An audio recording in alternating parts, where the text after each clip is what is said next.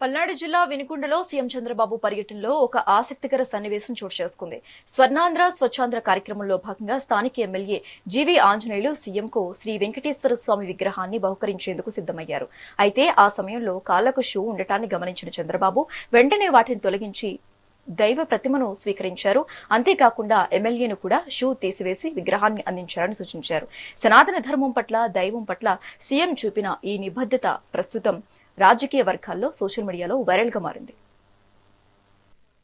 కాదు, అప్పడ భగీరథునిలా వనరుల ప్రవాహంతో ఈ నేల తల్లిని పరవశింపచేసిన అసమాన మేటి నాయకుడు చంద్రబాబు నాయుడు గారికి వినుకొండ నియోజకవర్గ ప్రజలందరి తరపున, ప్రజా ప్రతినిధులందరి తరపున, పల్నాడు జిల్లా అధికార యంత్రాంగం తరపున, నేటి ప్రజా వేదిక తరపున ప్రత్యేక హృదయపూర్వక ధన్యవాద కుసుమాంజలి తెలియజేస్తూ ఉన్నాం.